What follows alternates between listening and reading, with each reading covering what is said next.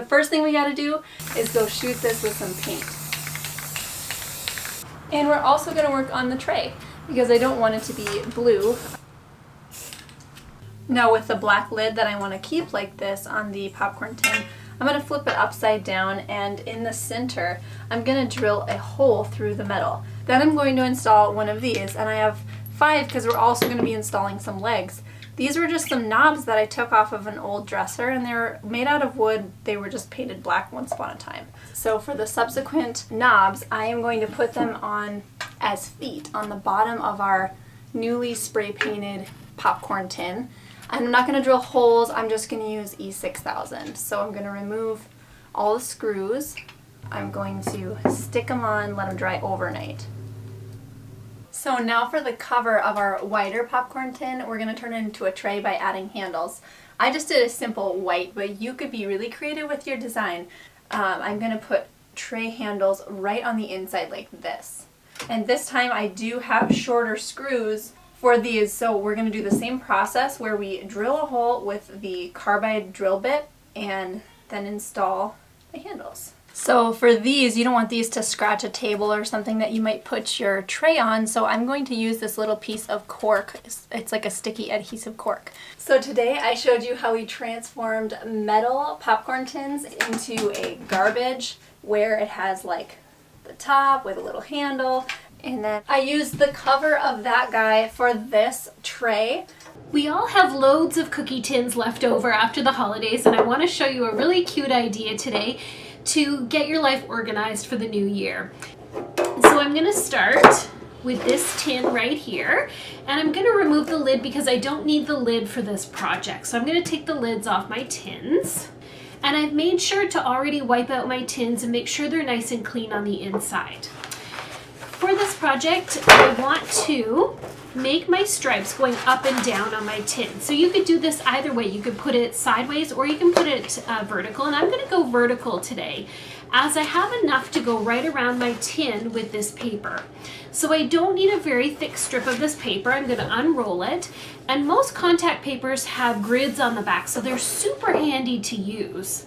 So I'm going to cut my contact paper right about here, and all you need is a pair of scissors.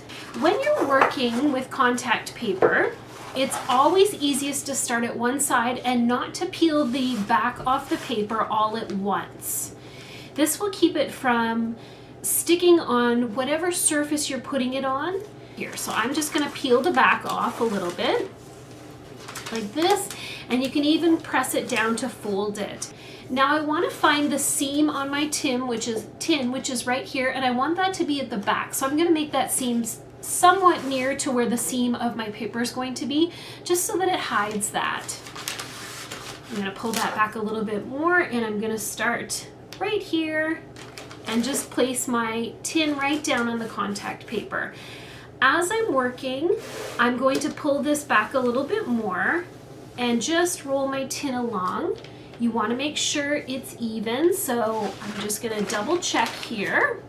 I want to start smoothing out my bubbles. Tins can have a little bit of ledges or the bottom on, and that's okay. Contact paper is usually quite pliable, so you can just push it and smooth it out as you're going. If you have a flat surface, you can also use a points card to just smooth it out or get a nice crease around those edges as well. Now we want to finish off the top and bottom, and what you're going to do is take a pair of scissors, and I'm just going to make some slits. I have to do them fairly close together because it's quite a big piece, so I'm just going to go right around my tin here with some slits, and then you want to start peeling these papers, pushing these papers down and under that bottom lip. And look how nice that is. We're getting a beautiful edge right along there, and you can just keep working around. And there you go. We've got our bottom finished, and you can just run your fingers around to make sure you have a nice crisp seam there and no bubbles. And we've got the whole bottom finished of our tin there. Now we want to do the same to the top. So again, we're just going to make some little slits along, just in case they do overlap. They shouldn't overlap as much on the top.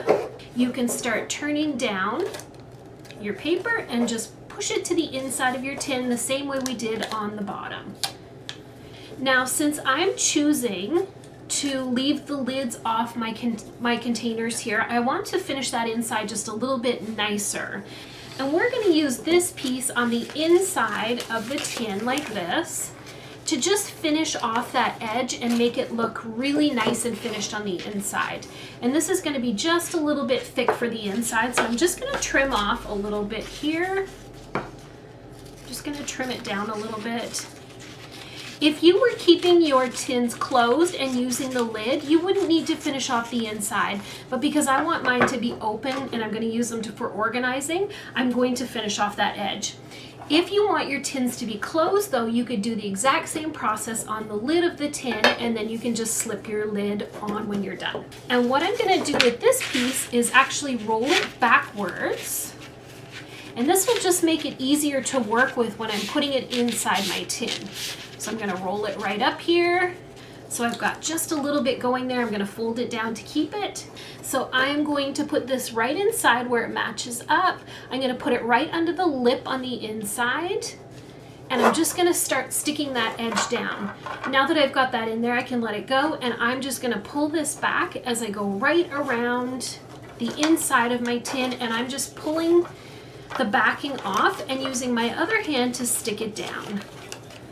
And there you go. It was literally as easy as that. It took us not long at all, and we've got this beautiful tin now, not Christmassy anymore. And this is a way that I can do all of my tins and show you. You could use this on things like soap dispensers, mirrors, all kinds of things. Contact paper is such a great way to update the things in your home. It is easy to apply and just as easy to take off if you change your mind or you change your decor style. Don't toss those tin cans because we're turning them into something way too cute to throw away. For this DIY project, you'll need a few empty tin cans, paper napkins in any color or pattern that you like. I found all of mine at Hobby Lobby. Start by washing your cans and removing the labels. Then give each of the outsides a quick coat of white craft paint. This gives you a clean base to work with.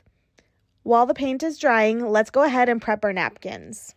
Most decorative napkins have 2 layers, so you can carefully separate the layers apart and discard that plain backing layer so that you're left with just a thin patterned sheet. Brush a vertical strip of Mod Podge down one side of your can and then gently line up your napkin and press it down. I tried to line the edge of my napkin right up with the top of the can to give that top a really clean edge. Take your time here. The napkins are really super delicate when they get wet and they'll tear if you try to move them too much. So use your fingers to carefully smooth out air bubbles and wrinkles as you go. Once that first section is lined up and in place, you can brush some more Mod Podge on the next area of the can and can continue wrapping the napkin all the way around your tin can, one small section at a time. If you have some overlap at the end of your napkin, that's totally fine. You can glue a little overlap down or trim it off if there's a lot left. We're giving these upcycled cans a stylish little upgrade by adding little wooden feet. Use your hot glue gun to attach 3 wooden beads to the bottom of each can, which adds just a little bit of height and gives them a little something extra.